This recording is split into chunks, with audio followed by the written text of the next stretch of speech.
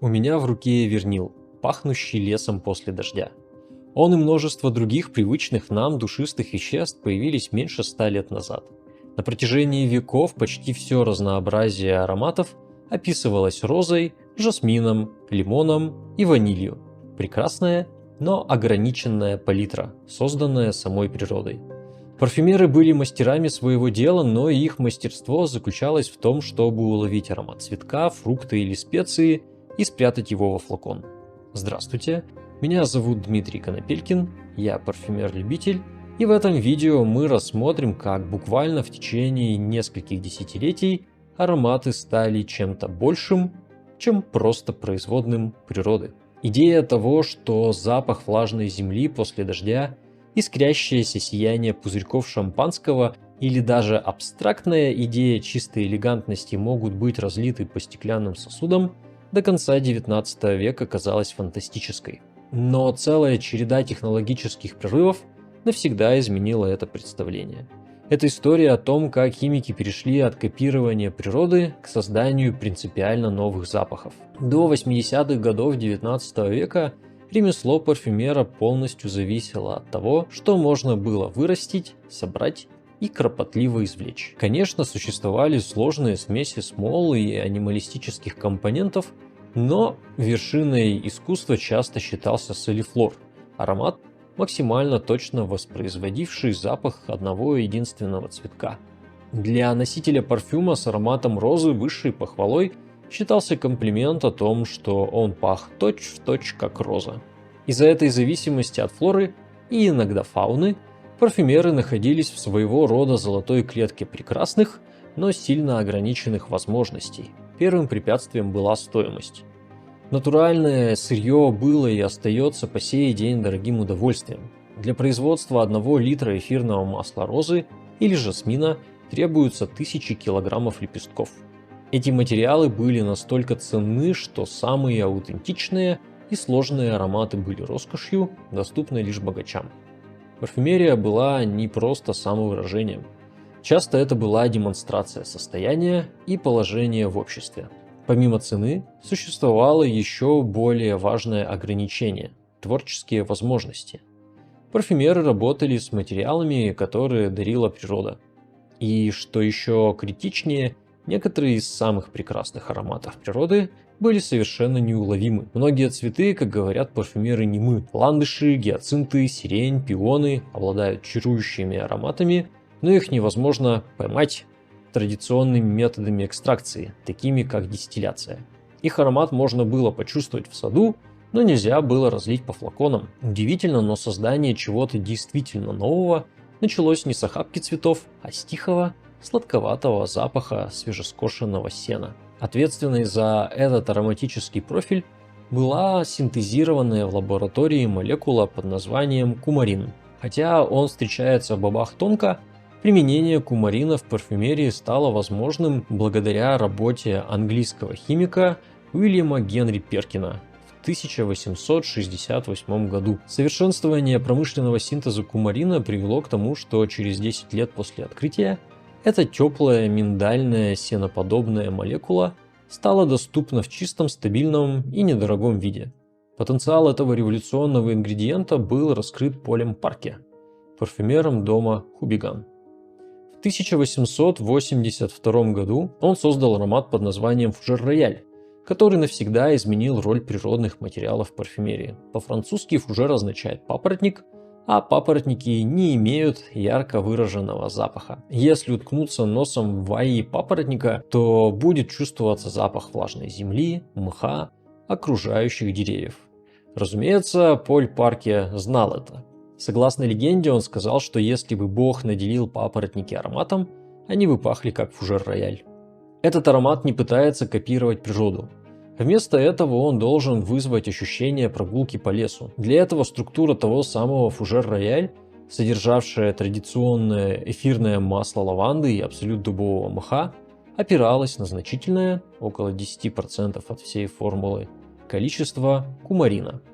Он пах абстракцией лесной подстилки, сладковатый, землистый и теплый, как сено, сохнущее на опушке леса в солнечный день. Выпуск Фужер Рояль стал знаковым поворотным моментом, доказавшим, что парфюм может быть чем-то большим, чем имитация цветка. Он может быть пейзажем, стихотворением, музыкальным произведением. Фужер Рояль создал совершенно новую категорию – семейство фужерных ароматов, которая и по сей день остается одним из столпов мужской парфюмерии. Далее пришла очередь ванили. На протяжении столетий ее теплый, сливочный аромат был ревностно охраняемой роскошью, получаемой из орхидеи, стручки которой требовали ручного опыления и длительного трудоемкого процесса сушки. Натуральная ваниль была одной из самых дорогих специй на Земле. И вот в 1874 году немецкие химики Фердинанд Тиман и Вильгельм Харман разработали метод синтеза ванилина, а затем в течение пары лет оптимизации промышленного процесса значительно снизили его стоимость. В 1889 году Эме Герлен выпустил Джики, вызвавший фурор в Париже. Структура этого парфюма отличалась мастерским сочетанием натуральных и синтетических компонентов. Наряду с лавандой и насыщенными анималистическими нотами Герлен использовал щедрую дозу ванилина, созданного в лаборатории, около 10% от всей формулы.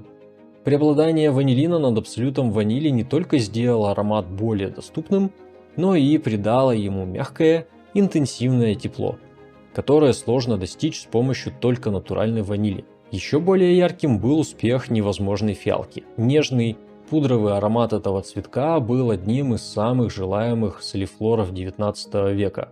Проблема? Извлечь этот аромат было настолько сложно, что настоящие фиалковые духи были сокровищем, доступным лишь очень состоятельным гражданам. Но в 1893 году химики Поль Крюгер и уже знакомый нам Фердинанд Тиман успешно синтезировали иононы – молекулы, ответственные за характерный аромат фиалки. После этого прорыва в течение нескольких лет рынок наводнили мыло, пудры и духи с ароматом фиалок, такие как Вера Виолетта от Роджер эт Галет. С появлением кумарина, ванилина и иононов палитра парфюмеров сильно изменилась. Они стали архитекторами, вооруженными стабильными, доступными и универсальными строительными блоками. В результате был создан аромат, который не просто использовал эти новые инструменты, а сделал их главными героями. Аромат, который стал олицетворением самой сути изменений. В 20-е годы 20 века дух модернизма ощущался повсюду. В искусстве Пикассо разбивал формы на кубы и плоскости. В архитектуре чистые линии Баухауса вытесняли вычурное убранство, а в моде Габриэль Шанель освобождала женщин от корсетов. Шанель считала, что парфюмерия не поспевает за этими изменениями.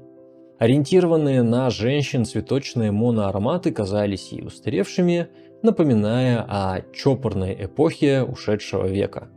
Она хотела создать аромат для новой, современной женщины, пахнущей женщиной. Как она заявила, «Я хочу подарить женщине искусственный аромат. Я хочу, чтобы аромат был гармоничным». Если вам нравится это видео, поставьте лайк. В 1920 году она познакомилась с парфюмером, способным справиться с этой задачей – Эрнестом Бо, который годами экспериментировал с принципиально новым классом синтетических молекул – алифатическими альдегидами. В отличие от кумарина или ванилина, альдегиды не имели запаха, легко узнаваемого в природе. Сами по себе они могли быть резкими и восковыми, но при умелом использовании они добавляли искру, шипучесть, абстрактное сияние, которого парфюмеры не могли достичь, используя только натуральные ингредиенты. Это был аромат свежевыстиранного белья, невозможная идеализированная чистота. Из представленной серии пронумерованных образцов Габриэль Шанель выбрала 5-й флакон. Хотя уже существовали духи с альдегидами, им была отведена роль второго плана. Например, в Quelque Fleur, который был выпущен в 1912 году. Эрнест Бо, наоборот, поставил альдегиды в центр композиции. Финальная формула из более чем 80 ингредиентов представляла собой выверенный баланс между синтетическими и натуральными компонентами. Ключом к успеху Шанель номер 5 стала большая доза альдегидов, которая вызывала в воображении искрящийся блеск шампанского, который сменялся роскошным цветочным сердцем, прежде чем перейти в теплую, чувственную базу. Впервые ответом на вопрос о женских духах были не розы или жасмин, а номер 5. Этот парфюм стал отправной точкой отсчета, ароматом, не имеющим прямого аналога в природе, рожденный благодаря изобретательности химика и видению кутюрье. Он навсегда изменил мир парфюмерии, сделав смелое использование синтетических компонентов роскошным и изысканным.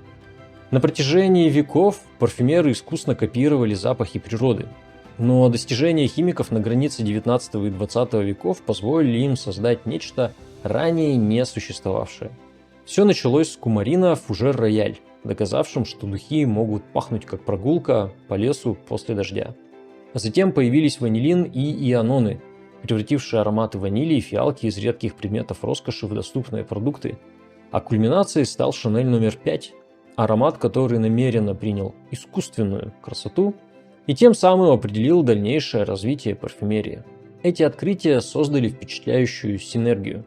Сегодня подавляющее большинство ароматов на рынке представляют собой сложную смесь натуральных и синтетических компонентов. Синтетические обеспечивают структуру, стабильность и ноты, которые сложно или неэтично добывать из природы, в то время как натуральные придают аромату многогранность и аккуратность, которые трудно воспроизвести искусственно. Есть ли у вас духи, которые пахнут грозой, старой книгой или чем-то еще совершенно абстрактным? Поделитесь в комментариях. А в следующем видео мы рассмотрим изменения в парфюмерии новейшего времени.